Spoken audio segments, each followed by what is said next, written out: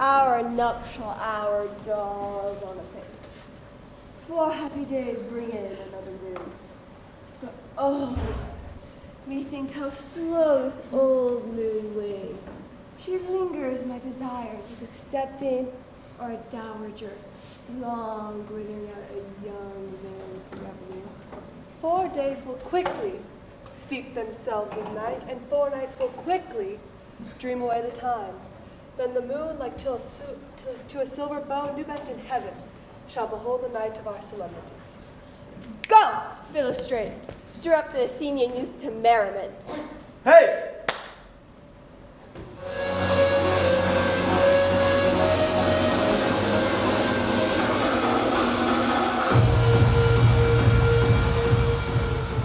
Hippolyta, I wounded thee with my sword, and won thy love doing thee injuries.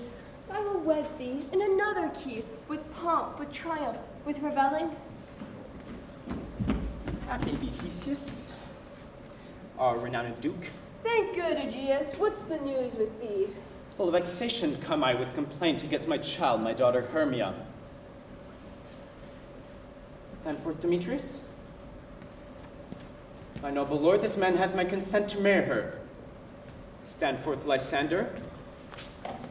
And my gracious duke, this man hath bewitched the bosom of my child. Thou, Lysander, thou hast given her rhymes and interchanged love tokens with my child. Thou hast by moonlight at her window sung, with feigning voice verses of feigning love, and stolen the impression of her fantasy.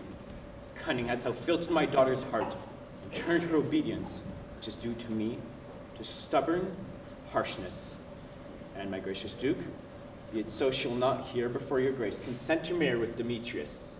I beg the ancient privilege of Athens, that she is mine I may dispose of her, which will either be to this gentleman, or to her death, according to our law immediately provided in that case. What say you, fair Hermia? Be advised, fair maid, to you your father should be as a god.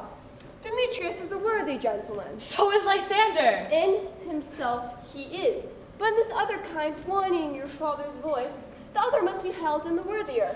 I would, my father, look, but with my eyes. Rather your eyes with his judgment look. I do entreat your grace to pardon me. I know not what power I may bold, but I beseech your grace that the worst may befall me in this case if I refuse to wed Demetrius. Either to die the death, or to abjure forever the society of men. Therefore, fair Hermia, question your desires. Know well of your youth, examine well your blood. For if you yield not to your father's choice, you can endure the livery of a nun. So I will grow, so live, so die, my lord, ere I will yield my virgin pattern up unto his lordship whose unwished yoke. My soul consents not to give sovereignty. Take time to pause, and by the next moon, the sealing date betwixt my love and me, upon that day either prepare to die for disobedience to your father's will, or to marry Demetrius, as he would, or on Diana's altar to protest I a surety and single life. Relent, sweet Hermia, and Lysander, yield thy grace title to my certain right. You have her father's love, Demetrius. Let me have Hermia's till you marry him. Scornful Lysander, true he hath my love, and what is mine, my love shall render him. And she is mine, and all my right of her and to estate unto Demetrius. I am, my lord. As well derived as he, as well possessed, my love is more than his. My fortunes everywhere is fairly ranked, if not with advantage as Demetrius's, and which is more than all these boasts can be. I am beloved of beauteous Hermia. Why should I not then persecute my right? Demetrius, I'll avouch it to his head, made love to Nadar's daughter, Helena, and won her soul. And she, sweet lady, devoutly dotes in idolatry upon this spotted and inconstant man. I must confess I've heard as much. But come, Demetrius and Aegeus, come on. I have some private schooling for you both. And for you, fair Hermia, look to arm yourself, to fit your fancies to your father's will, or else the law of Athens yields you up. To death or a vow of single life. Come, my Hippolyta, with cheer, my love. Demetrius and Aegeus, come along. With duty and desire we follow you. How now, my love? Why is your cheek so pale? How chance the roses there do fade so fast? Belike for want of rain, which I could well beseem them from the tempest of my eyes. I mean, for aught that could ever read, could ever hear by tale of history, the course of true love never did run smooth. I have a widow aunt, a dowager, of great revenue, and she hath no child. From Athens is her house, remote 7 leagues, and she respects me as only son. There, gentle Hermia may marry thee, and to that place the sharp Athenian law cannot pursue us. If thou lovest me then, steal forth thy father's house tomorrow night, and in the wood, a league without the town, where I did meet thee once with Helena to a morning May. There will I stay for thee. My good Lysander, I swear to thee by Cupid's strongest bow, in the place thou hast appointed me, tomorrow I will truly meet with thee. Keep promise, love. Look, here comes Helena.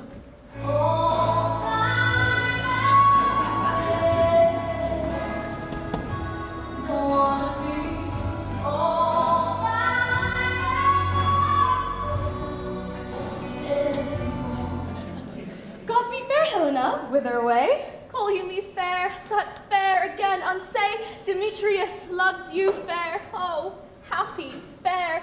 Your eyes are lodestars and your tongue sweet, air more tunable than lark to shepherd's wheat. When hawthorn buds appear and grass is green, oh, teach me how you look, and with what art you sway the motion of Demetrius's heart. I frown upon him, yet he loves me still. Oh, that your frowns could teach my smile such skill. I give him curses, yet he gives me love. Oh, that my prayers could such affection move. The more I hate, the more he follows me. The more I love, the more he hateth me. His folly, Helena, is no fault of mine. None but your beauty would that fault be mine. Take comfort. He no more shall see my face. Lysander and myself shall fly this place. Before the time I did Lysander see, seemed Athens as a paradise to me. Oh, then what graces in my love do dwell, that hath turned a heaven into hell. Helen, to you our minds we will unfold tomorrow night. Through Athens' gates have we devised to steal. In the woods, where often you and I, upon faint primrose beds are wont to lie, emptying our bosoms of their counsel sweet, there my Lysander myself shall meet. And thence from Athens turn away our eyes and seek new friends and stranger companies. Farewell, sweet playfellow. Pray thou for us, and good luck grant thee with thy Demetrius. Keep word, Lysander. We must starve our sight from lovers' food till deep morrow midnight. I will, my Hermia. Helena, adieu. As you and him, Demetrius, dote on you.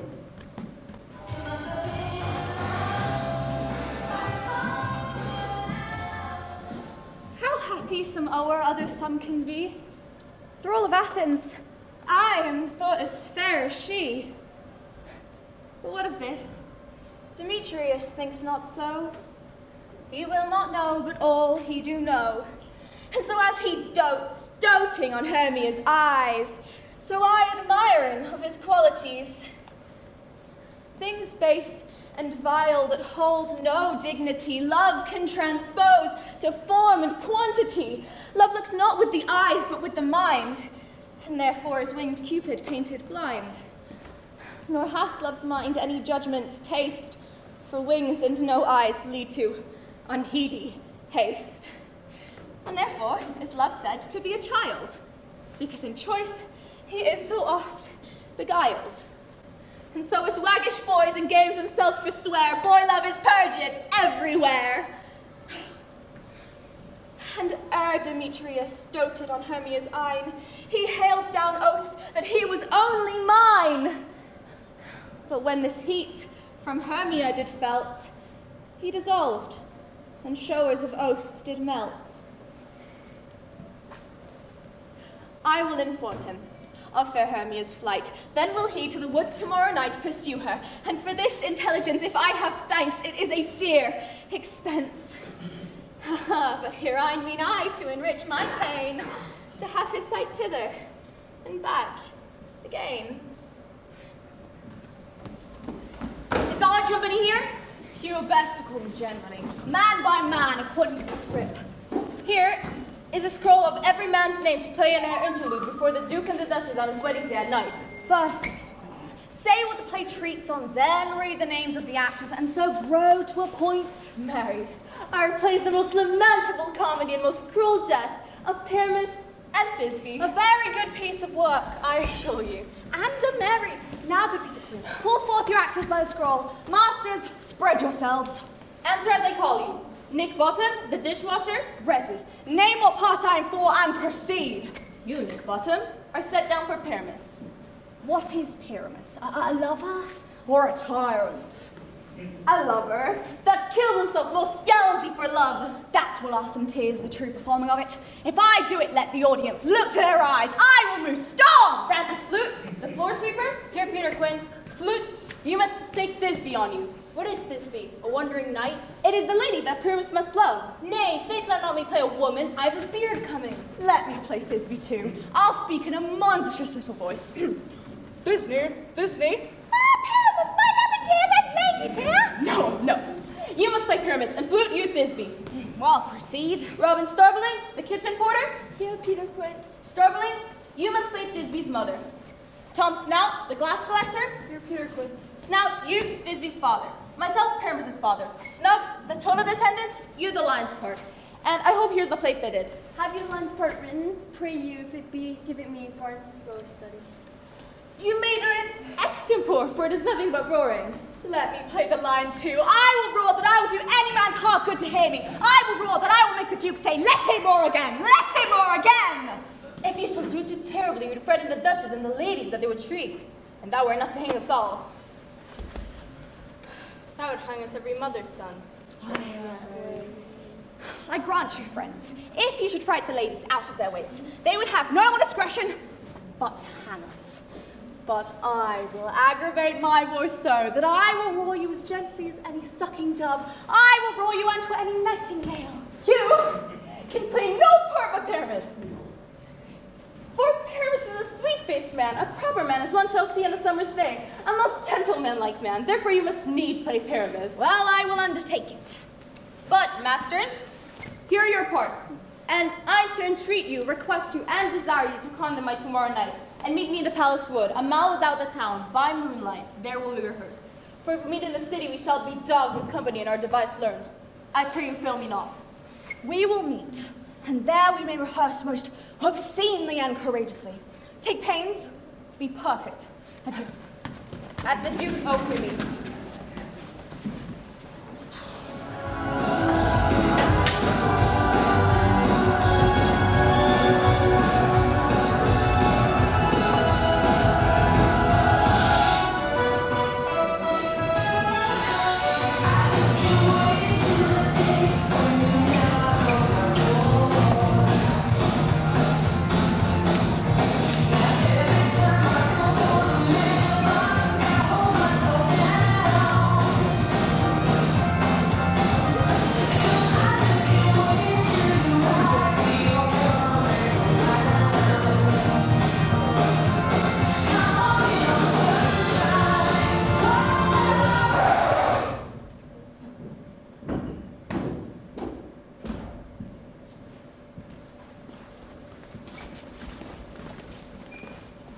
How now, spirit?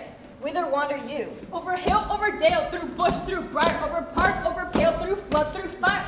I do wander everywhere, swifter than the moon's sphere, and I serve my fairy queen to do her orbs upon the green. Farewell, lawless spirits, I'll be gone. My queen and all her elves come here anon. Take heed the queen come not within his sight, for Oberon is passing fell in wrath, because that she as her attendant hath a lovely boy stolen from an Indian king. She never had so sweet a changeling, and jealous Oberon would have the child. Da-da-da, da-da-da. Yeah. Either mistake your shape or make you cried, or else you are that shrewd and knavish sprite called Robin Goodfellow. Are you not he that sprites the maidens of the villagery? And those hobgoblins call you and sweet puff. You do their work and they shall have good luck. Are you not he? Thou speakest the right. I'm the merry wanderer of the night. I jest to Oberon and make him smile, for I have fat and bee-fed horse beguile. But room fairy, here comes Oberon. And here, my mistress, would that he were gone.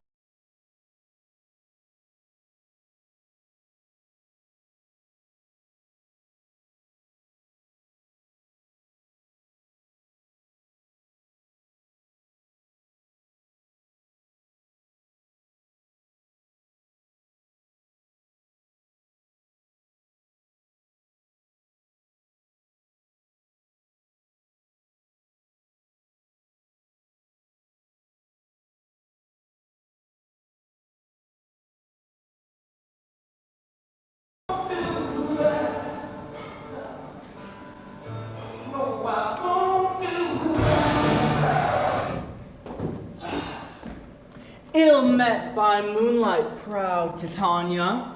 What jealous Oberon? Fairies, skip hence, I have forsworn his bed and company. Tarry, rash wanton, am not I thy lord? Then I must be thy lady.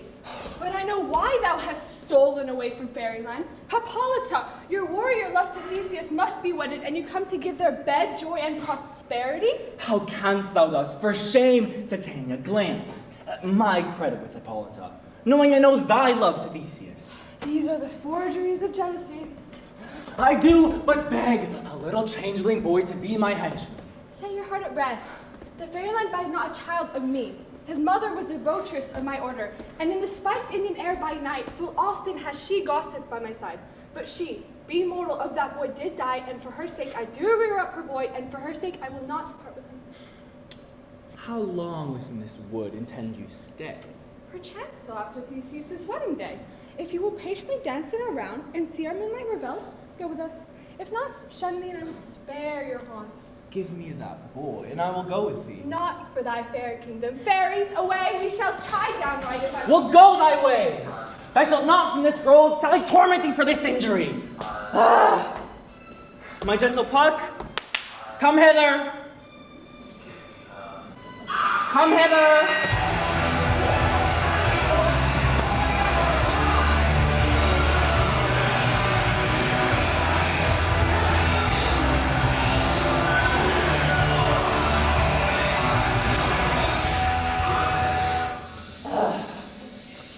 Thou rememberest, since once I sat upon a promontory and heard a mermaid on a dolphin's back uttering such dulcet and harmonious breath that the rude sea grew civil at her song, and certain stars shot madly from their spheres to hear the sea maid's music. I remember. That very time I saw, but thou couldst not, flying between the cold moon and the earth, Cupid.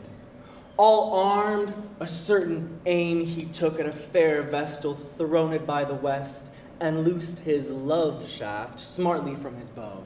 Yet marked I where the bolt of Cupid fell. It fell upon a little western flower. Fetch me that flower, the herb I showed thee once. The juice of it on sleeping eyelids laid will make or manner woman madly dote upon the next live creature that it sees. Fetch me this herb, and be thou here again ere the Leviathan can swim a league. I'll put a girdle around the earth in 40 minutes.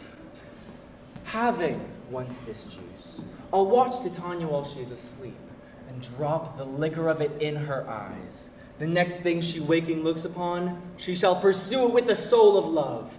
And ere I take this charm from off her sight, I'll make her render up her page to me. But who comes here? I am invisible, and I will overhear their conference. I love thee not, therefore pursue me not. Where is Lysander and fair Hermia? The one I'll slay, the other slayeth me. Thou'st told me that they were stolen within these woods, and yet here I am, and I wode within these woods because I cannot meet with Hermia. Hence, get thee gone and follow me no more. You do draw me, you hard-hearted adamant. Leave you your power to draw, and I will have no power to follow you. Do I entice you? Do I speak you fair? Or do I not tell you in plainest truth that I do not nor cannot love you? And for that, I do love you the more. I am your spaniel. And Demetrius, the more you beat me, I will fawn on you. Use me but as your spaniel. Spurn me, strike me, neglect me, lose me, only give me leave, unworthy as I am to follow you. What worser place can I beg of your love, and yet in a place of such high respect, than to be used as your dog? Tempt not too much the hatred of my spirit, for I am sick when I do look on thee. And I am sick when I do not look on you. You do impeach your modesty too much. To leave the city and put yourself on the one's hands that loves you not. To trust the ill counsel of the night and the pleasures of this desert place. To leave me with the virtue of your virginity. Your virtue is my privilege, Demetrius, for that it is not night when I do see your face. Therefore, how can it be said that I am alone, when you, in my respect, are all the world? I'll run from thee and hide me in these breaks. Do not go. The wildest have not such a heart as you, Demetrius. Run when you will. The story shall be changed. Apollo flies and Daphne holds chase. I will not say thy questions. Let me go. For if thou follow me, do not believe, but I will do mischief on thee on these woods. I, in the temple, in the town, in the field, you do me mischief. Fie, Demetrius! Fie! We cannot fight for love as men may do. Women should be wooed. We were not made to woo. I will follow thee and make a heaven out of hell to die upon the hands I love so well. Fare thee well, nymph. Ere he do leave this grove, thou shalt fly him, and he shall seek thy love. Hast thou the flower there? Welcome, wanderer. Aye, there it is. I pray thee, give it me. I know a bank where the wild thyme blows, where ox lips and the nodding violet grows. There sleeps Titania sometime of the night. And with the juice of this, I'll streak her eyes and make her full of hateful fantasies. Take thou some of it, and seek through this grove.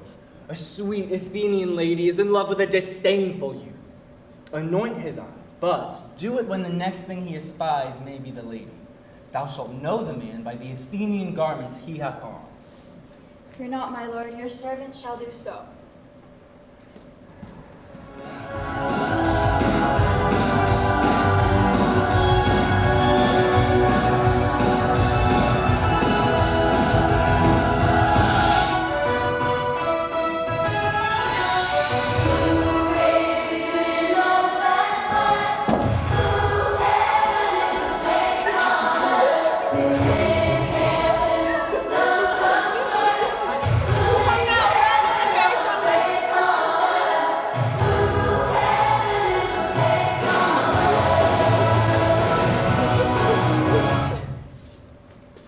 Sing me now asleep, then to your offices, and let me rest.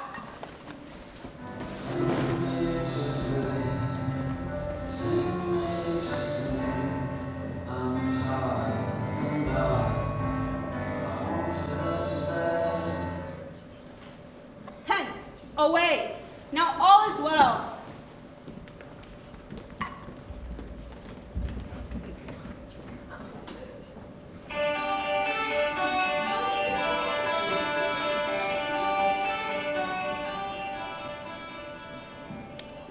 Wakest thou? What thou seest when thou dost wake, do it for thy true love take. Love and languish for his sake, be it ounce, or cat, or bear, pard or boar with bristled hair. In thy eye that shall appear when thou wakest, it is thy dear. Wake when some vile thing is near.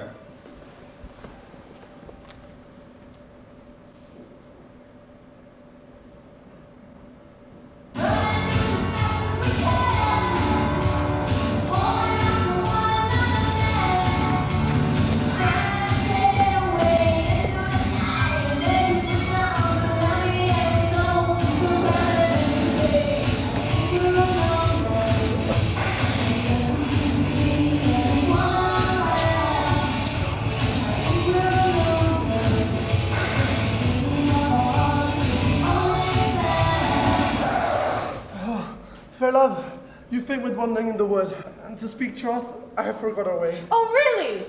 Well, rest us, Hermia, if you think it good, and tarry for the comfort of the day. Be it so, Lysander, find you out of bed. For upon this bank I will rest my head. One bed shall serve as a pillow for us both. One heart, one bed, two bosoms, and one trough. Nay, good Lysander, for my sake, my dear. Lie further off yet, do not lie so near. Oh, take this in, sweet of my innocence. Love takes the meaning in love's conference. I mean, that my heart unto yours is knit. So that but one heart we can make of it. Two bosoms interchanged with an oath. So that two bosoms and a single trough. Then by your side, no bed will me deny. For lying so, Hermia, I do not lie. Lysander riddles very prettily. Not much beshrew my manner, my pride, if Hermia meant to say Lysander lied. But, gentle friend, for love and courtesy, lie further off yet in human modesty. Such separation, as may well be said, becomes a virtuous bachelor and a maid. So far be distant, and good night, sweet friend. Thy love never alters thy sweet life end. Amen, amen, to that fair praise say I. And then life, when I in loyalty, here's my bed. Sleep give thee all his rest. And with half the wish, the wish's eyes expressed. Through the forest have I gone, but Athenian found I none, on whose eyes I might approve this flower's force and steering love. Night and silence, who is here? Weeds of Athens he doth wear. This is he, my master said, the despised Athenian maid. And hear the maiden sleeping sound on the dank and dirty ground.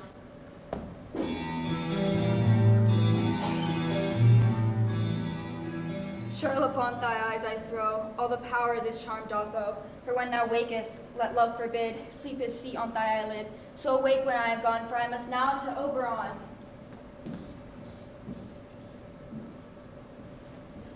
Stay, thou kill me, sweet Demetrius! I charge thee, hence, do not haunt me thus. Oh, wilt thou, darkling, leave me? Do not so! Stay, stay, on thy peril. I alone will go.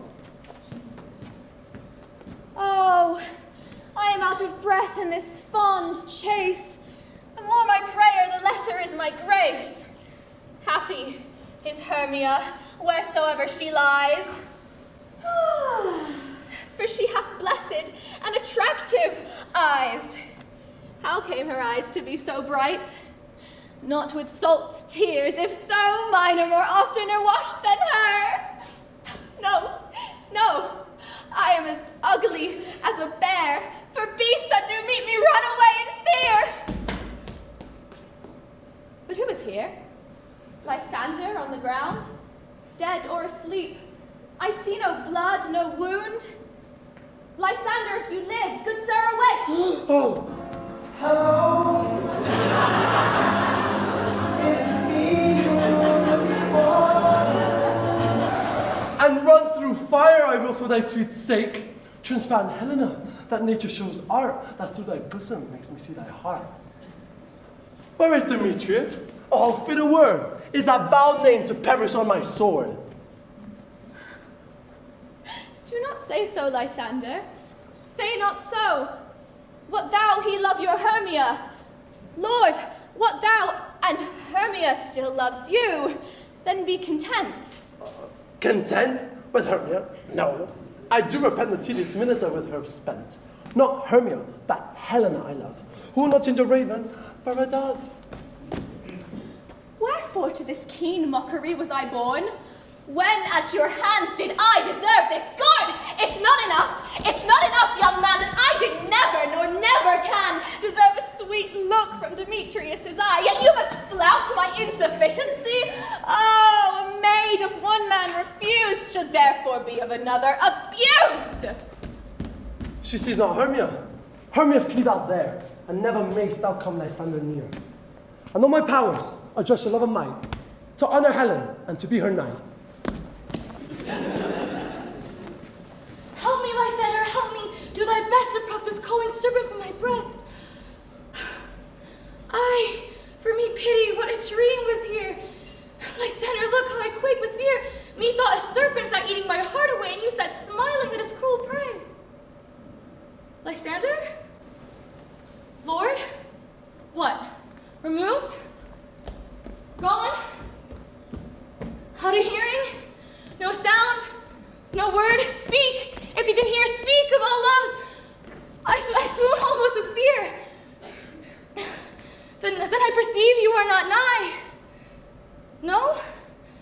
Either death or you, I'll find immediately. Are we all met? Pat, and here's our marvelous convenient place of our rehearsal. Peterquins, what sayest thou, Bonnybottom? There are things in this comedy of Pyramus and Thisbe that will never please. First, Pyramus must draw a sword to kill himself, which the ladies cannot abide. How answer you that? By a lark in a parlous fear. I believe we must leave the killing out when all is done. Not a whit. I have a device to make all well. Write me a prologue, and let the prologue seem to say we will do no harm with our swords, and that Pyramus is not killed indeed, and for the more better assurance, tell them that I, Pyramus, am not Pyramus, but Bottom the dishwasher. This will put them out of fear. Well, we will have such a prologue. Will not the ladies be afeard of the lion? I fear it, I promise you. Masters, you ought to consider with yourselves to bring in, God shield us, a lion among ladies is a most terrible thing, for there is not a more fearful wild fowl than your lion living, and we ought to look to it. Therefore, another prologue must say he's not a lion. Nay, you must speak his name, and half his face must be seen through the lion's neck, and he himself must speak through saying, if you think I come hither as a lion, I am no such thing. I am a man as other men are. Well, it shall be so. But there's two hard things. That is, to bring the moonlight into the chamber, for Pyramus and Thisbe, says the story, did meet by moonlight. Got the moonshine that night we play our play? A calendar, look at the almanac. Find out moonshine. Yes, it does have that night. Why then, you may leave a casement of the great chamber window where we play open, and the moon may shine in. That shall be so. But there's another thing. We must have a wall in the great chamber, for, Pyramus and Thisbe did speak through a chink of the wall. You can never bring in a wall. What say you, Bottom? Some man or other must present all, unless you have some plaster or some loam or some rough cast about him to signify all.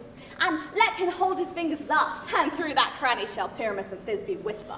If that shall be, then all is well. Come, sit down, every mother's son, and rehearse your part. Pyramus, you begin. When you have spoken your speech, enter into the brink, and so everyone according to their cue. What hempen homespuns have we swaggering here, so near the cradle of the fairy queen? A play toward, I'll be an auditor, an act or two perhaps if I see cause. Pyramus, speak. Thisbe, stand forth. Thisbe, the flowers of odious Odors. Odors, savours sweet. So hath thy breath, my dearest Thisbe dear. But hark, a voice, stay but here a while, and by I will to thee appear. A stranger Pyramus, ear played here?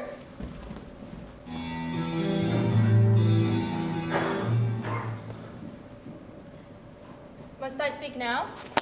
Aye, Mary, must you, for you must understand it. You went to see the noise that he heard, and it is to come again.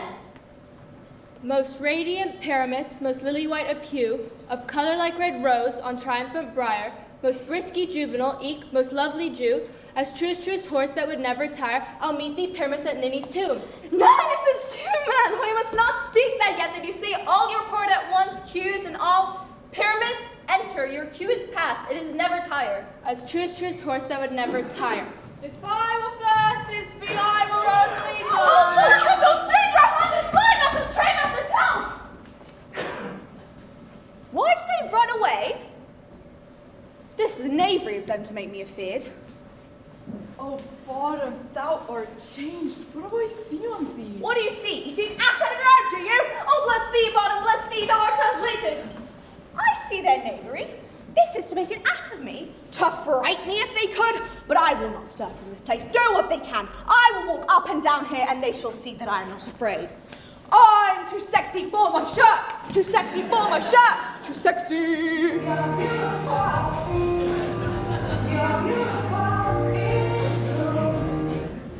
What angel wakes me from my flowery bed? I pray thee, gentle mortal, sing again. Mine ear is much enamored of thy note, soon is mine eye enthralled to thy shape. On the first view to say, I swear I love thee.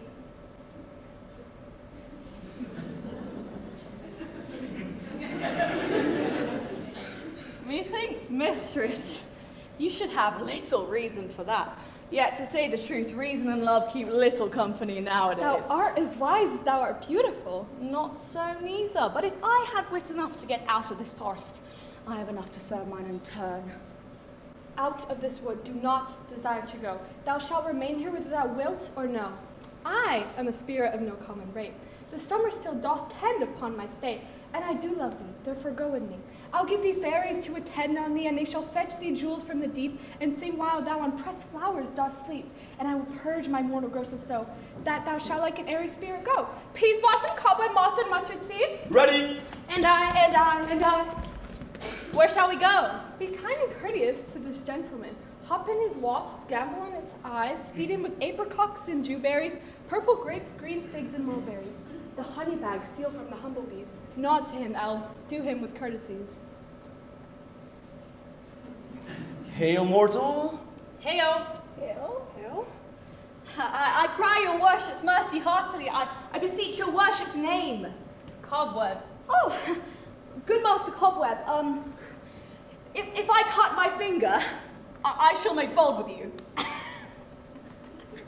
Oh, I shall desire you more acquaintance, good Master Cobweb. Your name, I beseech you, sir. Peas blossom. Peas Blossom. Pray you, commend me to Mistress Squash, your mother, and to Master Peascod, your father. I shall desire you more acquaintance. Oh, your name, I beseech you. Mustard seed. Good Master Mustard Seed, I know your kindred hath made my eyes water here now.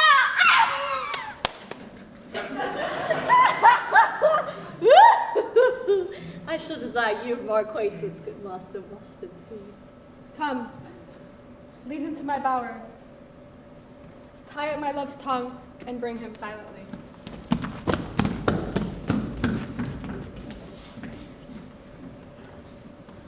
I wonder if Titania be awaked. Then what it was that next came in her eye, which she mistook on an extremity. Here comes my messenger. How now, mad spirit? My mistress with the monsters in love, near her close and consecrated bower, while she was in her dull and sleeping hour, a crew of patches, rude mechanicals, who work for bread upon the Athenian stalls, were met together to rehearse a play intended for great Theseus' nuptial day. The shallowest thick skin of that baroness sort, who Pyramus presented in their sport, forsook his scene and entered in a break when I did him at this advantage take. An ass's knoll I fixed on his head, so at his sight away his blows fly, and so when the moment came to pass, Titania wasted straightway loved an ass. Whew! This falls out better than I could devise. But hast thou yet latched the Athenian's eyes with the love juice, as I did bid thee do? I took him sleeping that Spanish too, and the Athenian one by his side, so that when he'd wake, she must be eyed. Stand close. This is that same Athenian. This is the woman, but this not the man. Oh, why rebuke him that loves you so? Lay thy breath on your bitter foe. Now I but chide, for I should use thee worse. For thou, I fear, hast given me cause to curse. If thou hast slain Lysander in his sleep, being over shoes and plunged the deep, and kill me too. The sun was not so true unto the day as he was to me. Would he have stolen away from sleeping Hermia? It cannot be. But thou hast murdered him. So murder should look, so dead, so grim. So should a murder look, and so should I. I've been pierced through the heart with your stern cruelty. What's this to my Lysander? Where is he then? Oh, good Demetrius, wilt thou give him me? I'd rather give his carcass to my house. Out, dog! Out, cur! Thou striving past the bounds of maiden's patience. Hast thou slain him then? Henceforth never numbered among men. Oh, ones, tell true, even for my sake. Durst thou looked upon him, being awake, and killed him sleeping then? Oh, brave touch! You spend your passion on the mispursed mood. I have no aught if Lysander is dead or no, for at least I can tell. A privilege, never to see me more, whether he be dead or no.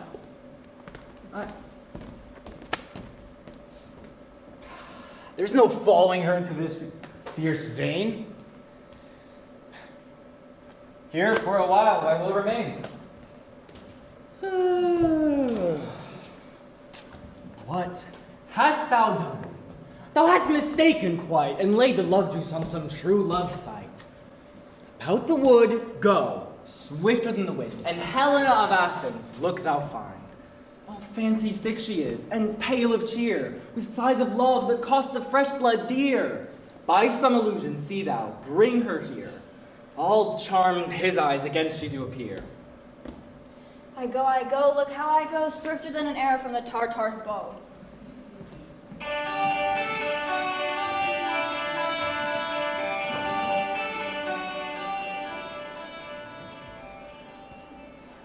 Flower of this purple dye, hit with Cupid's archer eye, sink in apple of his eye, when his love he doth espy. Let her shine as glorious lie as the Venus of the sky. When thou wakest, if she be by, beg of her for remedy. Who wrote this? Captain of our fairy band, Elena's here at hand, and for the youth mistook by me, pleading for a lover's fee. Lord, what fools these mortals be. Stand aside, the noise they make will cause Demetrius to awake. Then will two at once woo one? That must be a sport alone, and those things do best please me that fall preposterously. Why should you think I should woo in scorn? Scorn and derision never come in tears. Look, when I vow and weep and vow so born, in their nativity all truths appear. How can these things in me seem scorn to you? Bearing the badge of faith to prove them true? You do advance your cunning more and more. When truth kills truth, oh, devilish holy fray. These vows are Hermia's. Do you give her o'er? I had no judgment when to her. I swore. Nor none in my mind, now that you give her o'er. Demetrius loves her, and he loves not you.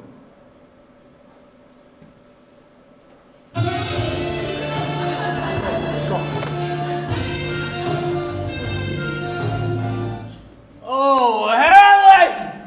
God, is this perfect divine? To what, my love, can I compare thine eye? Crystal as muddy. Oh, and those lips like kissing cherries tempting, bro. Oh, that congealed white like Tara's snow. Oh, let me kiss thy hand, this princess of pure white. Oh, the seal of bliss. Oh, spite! Oh, hell! I see who are all bent to set against me for your merriment. If you were civil and knew courtesy, you would not do me thus injury. Can you not hate me, like I know you do, but instead you must join in souls to mock me too? If you were men and knew courtesy, you would not.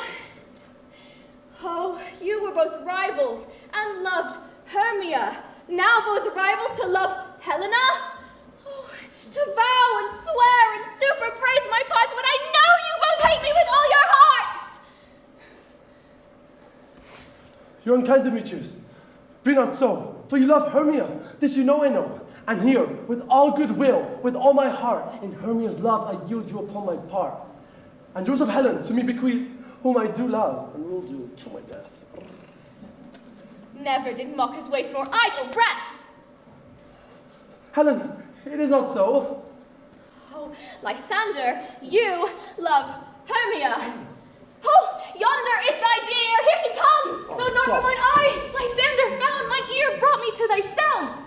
But why unkindly dost thou leave me so? Why should he stay, whom love doth press to go? What love could press Lysander from my side? Lysander's love that would not let him bide. Fair Helena, whom one gilds the night, with all your fiery O's and eyes of light. Why seek thou me? You speak not as you think, it cannot be. Lo, she is one of this confederacy. Now I perceive they have conjoined all three to fashion this false sport in spite of me, injurious. Hermia, most ungrateful maid, have you conspired with these, contrived to bait me into this foul derision? It is not friendly, it is not maidenly. Do all the counsels we have shared mean nothing to you? The sisters' vows, the hours where we have chid the hasty-footed time, all is all forgot. And will you rent our ancient love asunder and joining with these men to scorn your poor friend? It is not friendly, it is not maidenly, our sex, as well as I may chide you for it, but I alone do feel its injury.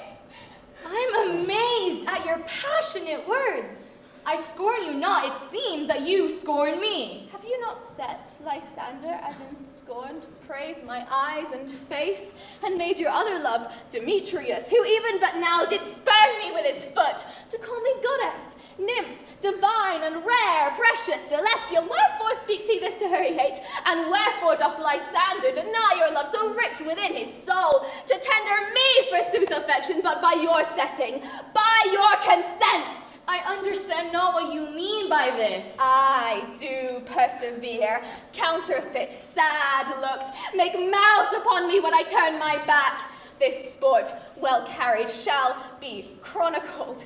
If you had any pity, grace, or manners, you would not make me such an argument. But fare you well. It is partly my own fault, which my death or absence shall soon remedy. Stay gentle, Helena. Hear my excuse. My love, my life, my soul for Helena. Oh, excellent. Sweet, don't scorn her so. If she cannot entreat, I can compel. Oh, thou canst compel no more than she entreat. Thy threats have no more strength than her weak prayers. Helen, I love thee, but my life I do. I swear by that which I will lose for thee. To prevent false, that says I love thee not. I say I love thee more than he can do. If thou say so, withdraw and prove it too. Quick, come. Lysander, we're tense to all this. Away! No, for you'll seem to break loose. You're a tame man. Now go. Hang off, thou cat, thou bird, foul thing. Let loose, or I will shake thee from me like a serpent. Why are you grown so rude? What changes this sweet love? Thy love, out, tawny tartar, out, outloathed medicine, oh hated potion, hence. Do you not jest? Yes, soothe, and so do you. Demetrius, I will keep my word with thee. And I perceive I will keep my word with thee. Thy holds a weak bond. I will not trust your word. What? Should I hurt her, strike her, kill her dead? Yeah. Although I hate her, I'll not harm her soul. What? Can Oh you do my me greater harm than hate? Wherefore? Oh me, what news, my love? Am I not Hermia? Are you not Lysander? I'm as fair now as I was erewhile. Since night you loved me, yet since night you left me. Why then you left me? Oh, the gods forbid, in earnest? Shall I say? I, by my life, and never did desire to see thee more. Therefore be out of hope, of question, of doubt. Be certain nothing true. 'Tis not jest that I do hate thee and love Helena. Oh me! You canker, you juggler bosom, you thief of love. What? Have you come by night and stolen my love's heart from him? Fine, I faith. Injurious, Hermia, most ungrateful maid, have you no maiden shame, no honesty at all? What will you tear impatient answers from my gentle tongue? Fie, you counterfeit, you puppet, you! Puppet! Why so? That goes the game. Now I have perceived she compare her statures, and she had urged her height and her personage, her tall personage, her height forsooth, she prevailed with him. And are you grown so high in his esteem, because I'm so dwarfish and so low? How low am I, thou painted maypole? Speak! How low am I? I am not yet so low, but my nails can reach at thine eyes! Ah! I pray you, let her not hurt me. I was never cursed. I am a right maid for my cowardice. I have no gift in all my shrewishness. Let her not strike me. You perhaps may think because she is something lower than myself that I can match her. Lower? Hark again! I evermore did love you, Hermia, evermore did keep your counsel sweet. Save that love unto Demetrius, I never wronged you. I told him of your stealth into these woods. He followed you. For love, I followed him. But he has chid me hence and threatened to strike me, to spurn me, nay, to kill me too. And so, now you will let me go, back to Athens where I bear my folly. Let me go. You see how simple and how fond I am. Why? Get you gone? Who's that hinders you? A foolish heart that I leave here behind. What, with Lysander? With Demetrius! Yeah! Be not afraid, she shall not harm thee, Helena. No, sir, she shall not. Though you take her part. Oh, When she is angry, she is keen and shrewd. She was a vixen when she went to school, and though she be but little, she is fierce. Little again, nothing but low and little. Why will you suffer her to flaunt me thus? Let me come to her. Get you gone, you dwarf, you minimus of high-ranking Noggrass maid, you bead, you acorn. You are too officious in her behalf, and that scorns your services. Now she holds me not. Now follow, if thou darest, to try who's right, of thine or mine is most in Helena. Follow nay, I will go with thee, cheek by jowl.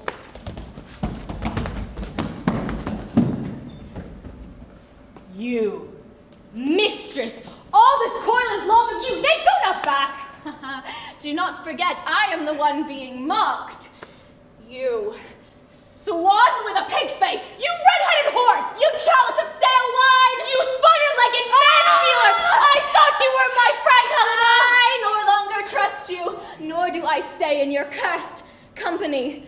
Your hands than mine are quicker for a fray. My legs are longer, though, to run away. I'm amazed, and know not what to say. This is thy negligence. Still thou mistakest. Or else, commits thy these knaveries willfully. Believe me, King of Shadows, I mistook. Did you not tell me I'd know the man by the Athenian garments he had on? And believe me, my enterprise, I have anointed an Athenian's eyes. And I'm glad I did this sort, as they're jangling, I esteem a sport.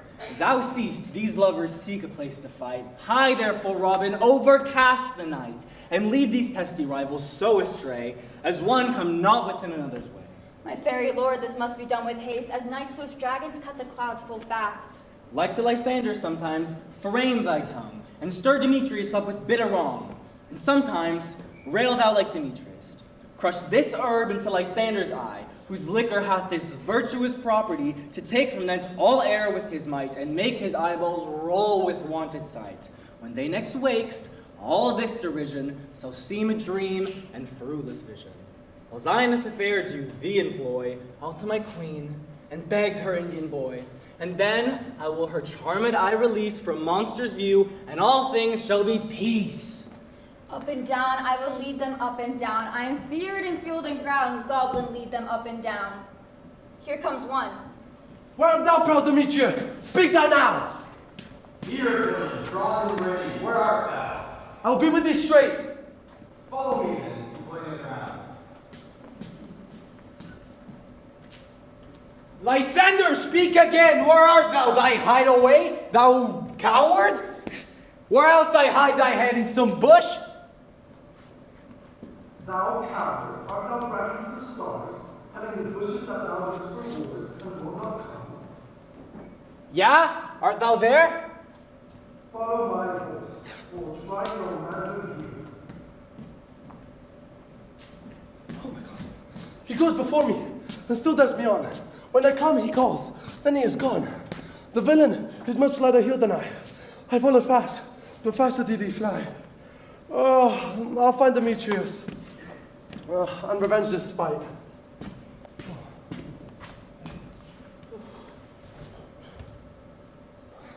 Where art thou? Venus constraineth me. But for now I will lie in these cold beds to measure my length. Look to be visited when day comes.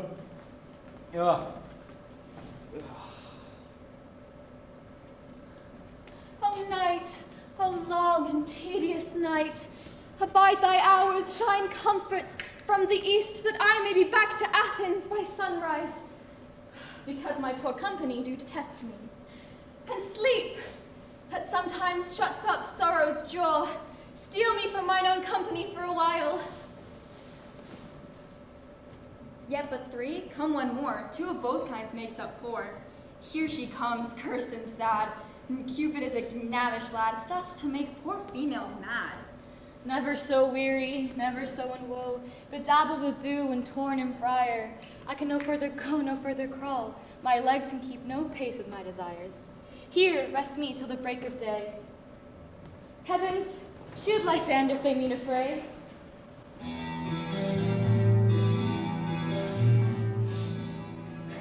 the ground, sleep sound, on thy eye I'll apply a gentle lover remedy. When thou wakest, thou takest in true delight in thy former lady's eye.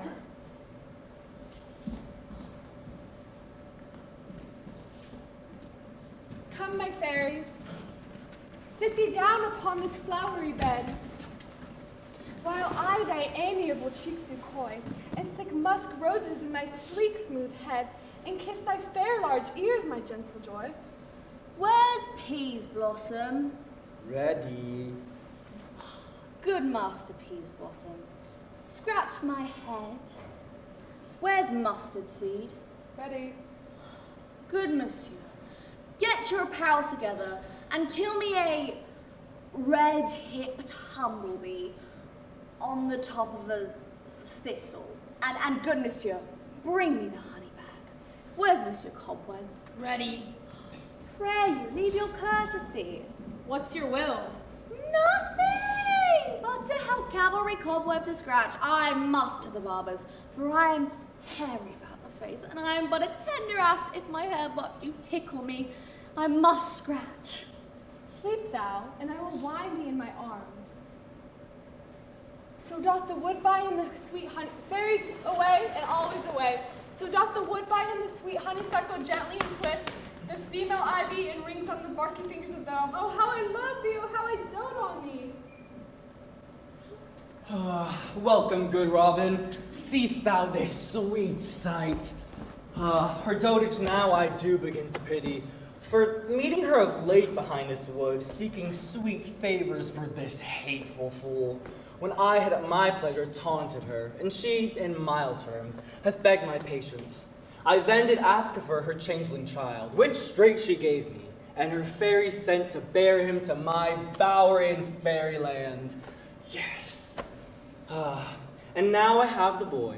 I will undo this hateful imperfection of her eyes, and gentle Puck, take this transformed scalp from off the head of this Athenian swain, that he, awakening when the others do, may all to Athens back again repair, and think no more of this night's accidents, but as the fierce vexation of a dream. But first, I will release the fairy queen.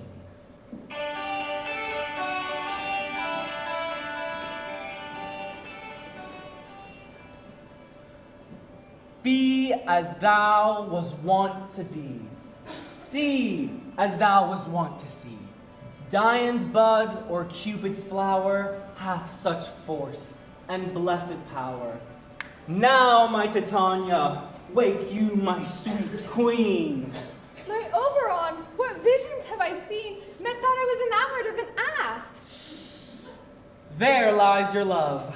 How came these things to pass?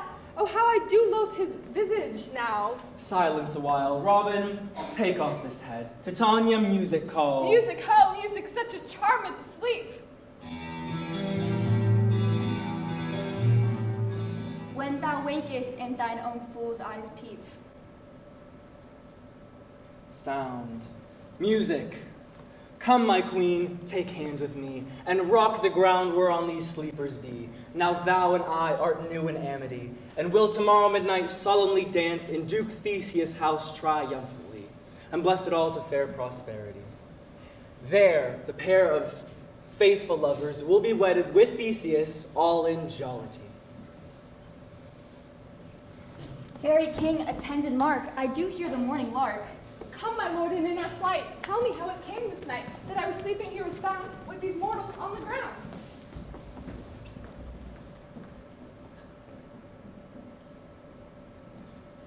Go now, find the forester, for now our observation is performed, and since we have the vaude of the day, my love will hear the music of my hounds uncouple in the western valley.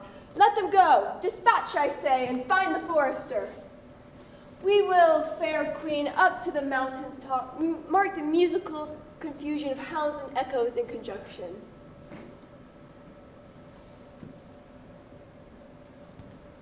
But soft, what nymphs are these? My lord, this is my daughter, here asleep. This is Lysander, this is Demetrius's. This is Helena, and the Dar's Helena. I wonder if they're being here together. No doubt they rose early to observe the rite of May, and in hearing our intent, came in grace of our solemnity. But speak, Aegeus, is this not the day fair Hermia should give answer to her choice? It is, my lord. Go, bid the huntsmen awake them with their horns. Good morrow, friends. St. Valentine's has passed. Begin these wood birds with the couple now? Pardon, my lord. I pray you, stand up. I know you two are rival enemies. How comes this gentle concord in the world? My lord, I shall reply amazingly, half sleep, half waking. But as yet, I swear, I cannot truly say how I came here. But as I think, for truly will I speak. And I do bethink me, so it is. I came with Hermia. Our intent was to be gone from Athens, where we might be without the peril of the Athenian law. Enough, my lord, you have enough. I beg the law upon his head. They would have stolen away, they would, Demetrius. They would have defeated you and me. You of your wife, and me of my consent. My consent that she should be your wife. My lord, fair Helena tells me of Lysander's and Hermia's stealth upon these woods.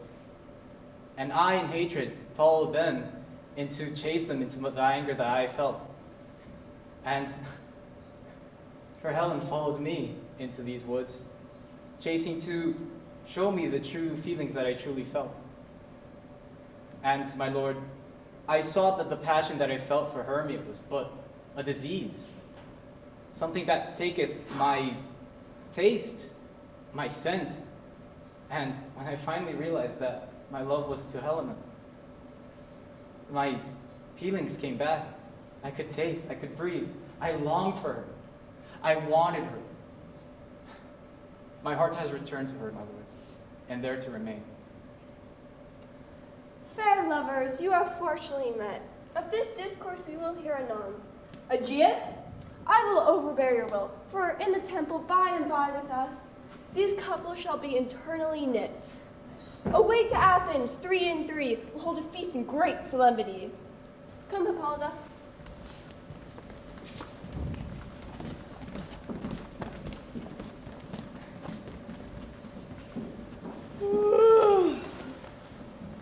When my cue comes, call me, and I will answer.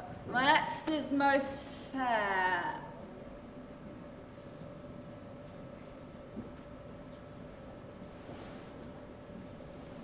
Pyramus.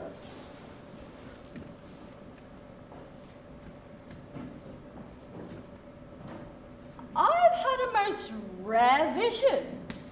I've had a dream, past the wit of man to say what dream it was. Man is but an ass if he go about to expound this dream. Methought I was. There is no man can say what. Methought I was, and methought I had.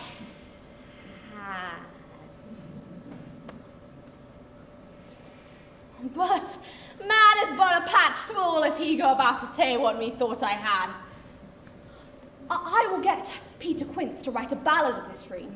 It shall be called Bottom's Dream, because it hath no bottom, and I shall sing it at the latter end of the play, before the Duke.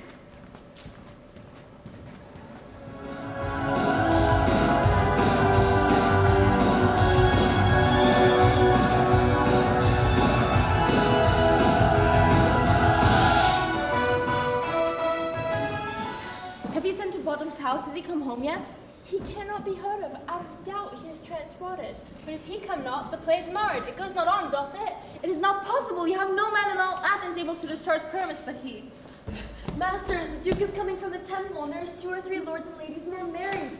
If our sport had gone forward, we'd all been made men. Oh, sweet bully Bottom. He hath lost 6pence a day during his life. He could not have escaped 6pence a day. And if the Duke hath not paid him 6pence a day for playing Pyramus, I'll be hanged. 6pence a day in Pyramus, or nothing. Where are these lads? Where are these hearts? Oh, Bottom, a most courageous day, a most happy hour. Masters, I am to discourse wonders, but ask me not what, for if I tell you, I am not true Athenian. I will tell you everything right as it fell out. Let us hear, sweet Bottom. Not a word of me. All that I will tell you is that the Duke hath dined. Get your apparel together, good strings to your beards, new ribbons to your pumps, meet presently in the palace. For the short and the long is, our play is preferred, and I do not doubt but hear them say it is a sweet comedy.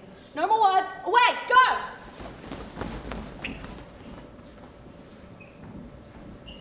'Tis strange, my Theseus, these lovers speak of.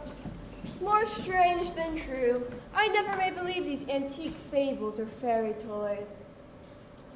Here come the lovers, full of joy and mirth. Joy, gentle friends, joy and fresh days of love. Accompany your hearts. More than to us, but in your royal walks, your board, your bed. Come now, what masque, what dances shall we have to wear away this age of 3 hours between our after supper and our bedtime? Philostrate? Here, my thesis. Say, what abridgment have you for this evening? There's a brief how many sports are ripe. Make choice of what your highness will see first. The battle with the centaurs to be sung by an Athenian eunuch to the harp. We'll have none of that. The riot of the tipsy bacchanals tearing the Thracian singer in the rage. That is an old device. It was played when I from Thebes came back a conqueror. The thrice three muses mourning for the death of learning late deceased in beggary. That is some satire, keen and critical, not sorting for a nuptial ceremony. A tedious brief scene of young Pyramus and his love Thisbe. Very tragical mirth. Merry and tragical, tedious and brief, that is hot ice and wondrous strange snow. How shall we find the concords of this discord? A play there is, my lord, some 10 words long, which is as brief as I am known for a play. But by 10 words, my lord, it is too long, which makes it tedious. For in all the play, there is not one word apt, one player fitted.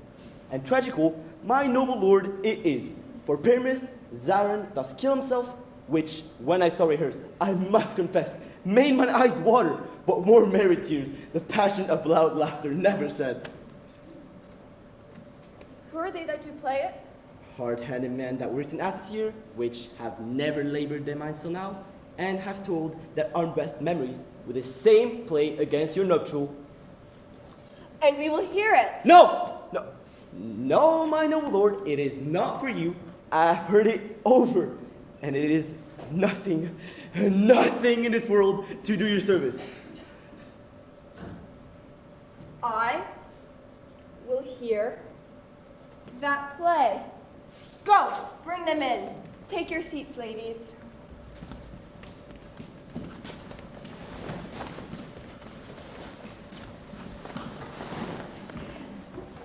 I love not to see wretchedness Owen charged, in What? duty and his service perishing. Why, gentle sweet, you shall see no such thing.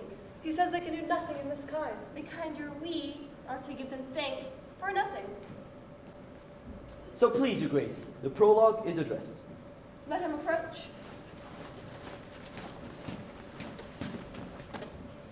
If we offend, it is with our goodwill.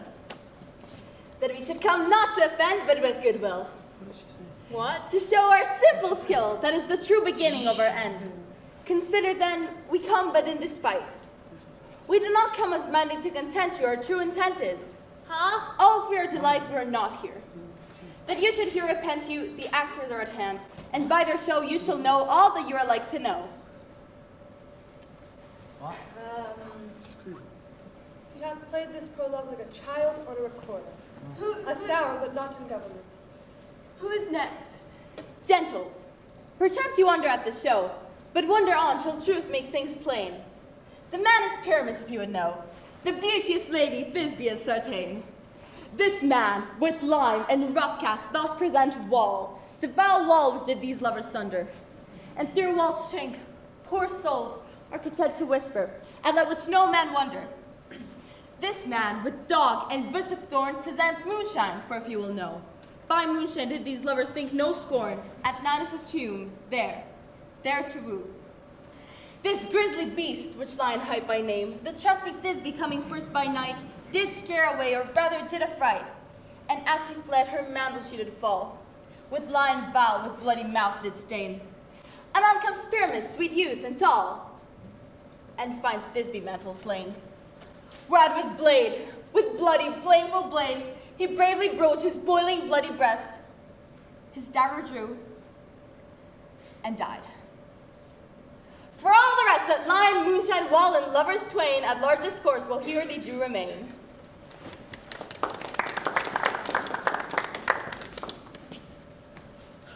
In this same interlude, it doth befall that I, once now by name, present a wall.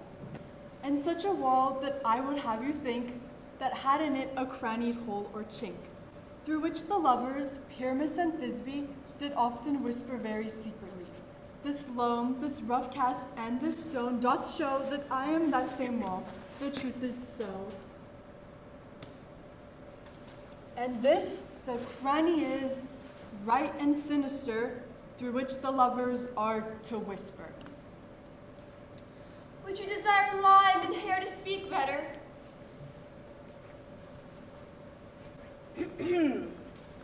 Oh, grim-looking night!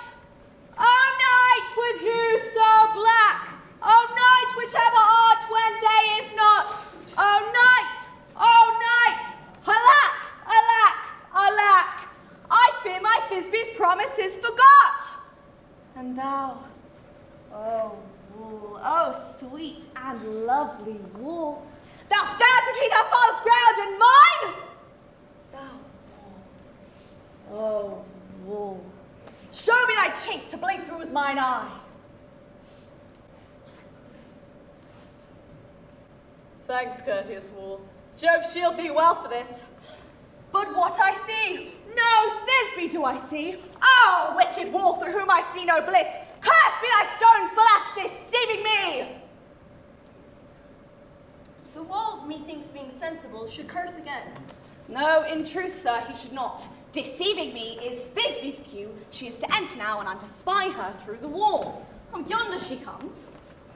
O wool, full often hast thou heard my moans, for parting my fair Pyramus and me. My cherry lips have often kissed thy stones, with lime and hair knit up in thee. I see a voice. Now will I to the chink, to spy, and I can hear my Thisbe's face.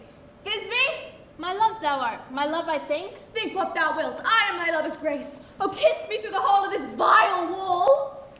I kiss the wall's hole, not thy lips at all. Wilt thou at Ninny's tomb meet me straightway? Tide life, tide death, I come without delay. Thus have I, wall, my part discharged so, and being done, thus wall away doth go.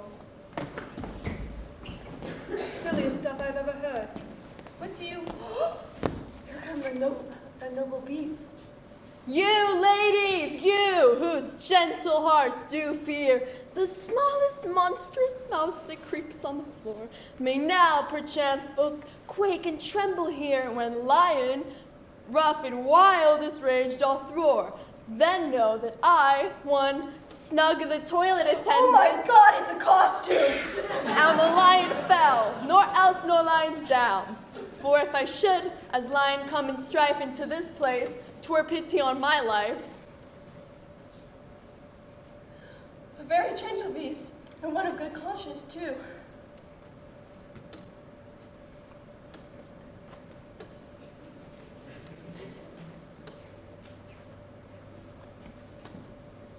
This lantern doth the haunted moon present. This lantern doth the haunted moon present. Myself, the man in the moon, do seem to be. Proceed, Moon. All that I have to say is to tell you that this lantern is the moon, I, the man in the moon, this thorn bush, my thorn bush, and this dog, my dog. Dog? It's a dog.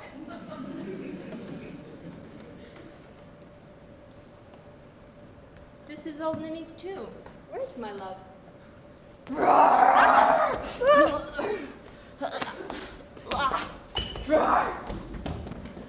run, Thisbe! Well shown, Moon. Surely the moon shines with good grace. Sweet moon, I thank thee for thy sunny beams. I thank thee, moon, for shining now so bright. For by thy gracious, glittering, golden gleams I trust to take of truest Thisbe sight. But stay, oh spite, but mar, poor night, what dreadful dole is here? Eyes, do you see? How can it be? Oh, dainty duck, oh dear, thy mantle good, what? Stained with blood. Approach, ye furies fell, fates come, cut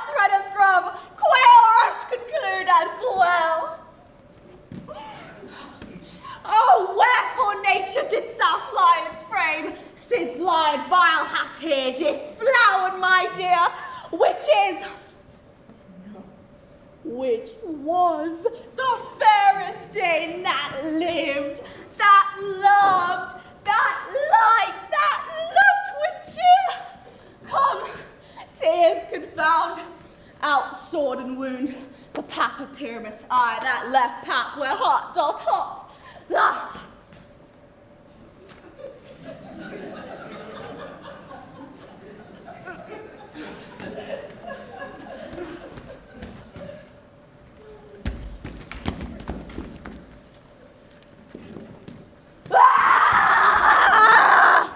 thus die I, thus. Now I am dead, now I am fled, my soul is in the sky. Tongue, lose thy light, moon, take thy flight. Now die, die, die, die, die.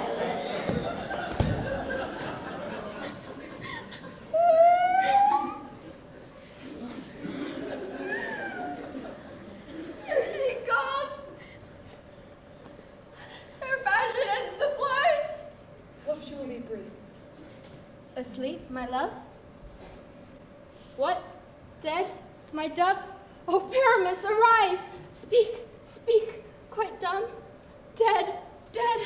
A tomb must cover thy sweet eyes.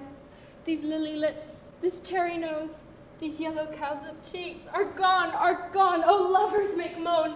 His eyes were as green as leeks. Oh, sisters three, come to me.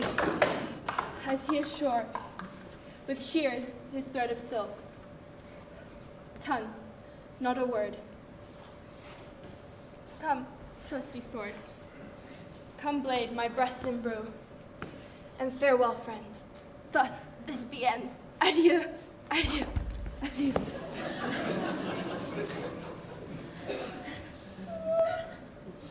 Oh my God. Moonshine and lion are left to bury the dead. Aye, the wall too. Oh no! I assure you, sir, the moon is down in the parts of their fathers. Will it please you to see the epilogue, or to hear a bergamot dance between two of our company? No epilogue, I pray you. For play needs no excuse, never excuse. For when the players are all dead, there are none who need to be blamed. But come, your Bergamask, let your epilogue alone.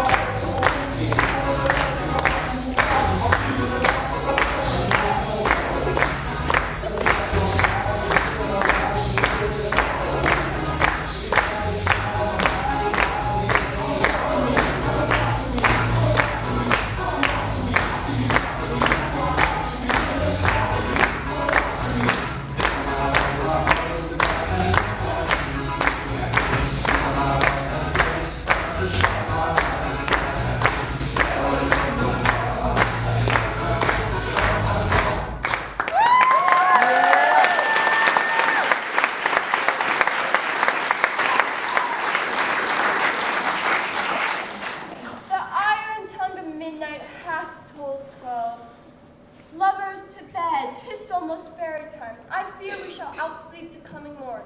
As much as we this night have overwatched, this quotable past play hath well begilded. Sweet friends, to bed.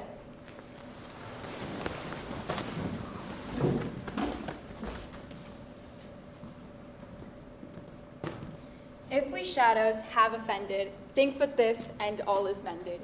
You have but slumbered here while these visions did appear, and this weak and idle theme, no more yielding than a dream.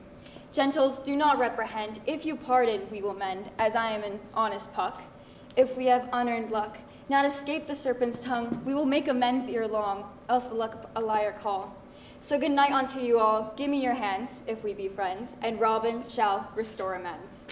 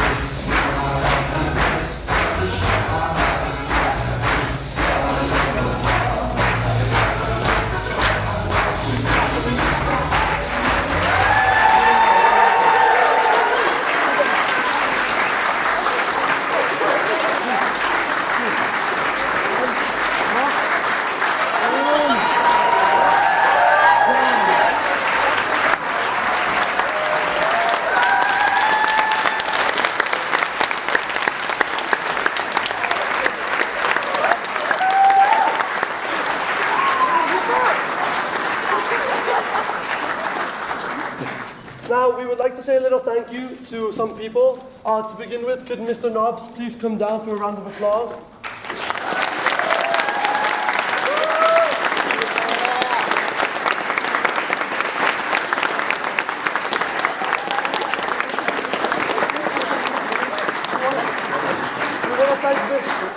We want to thank Mr. Nobbs for very thankfully doing the promo videos for us. Due that they were amazing and they really promoted our show. Thank you very much.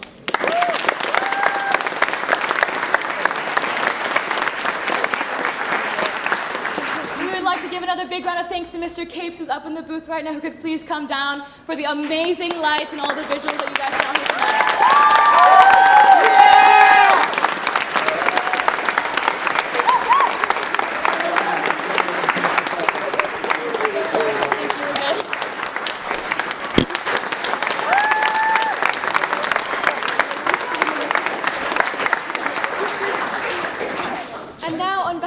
Entire cast and myself, I would like to welcome down to the stage someone who has put so much time and effort into this production, who has spent his weekends here and I'm sure was pulling his hair out with us. Could I please welcome down to the stage Mr. Tim Fessler, the director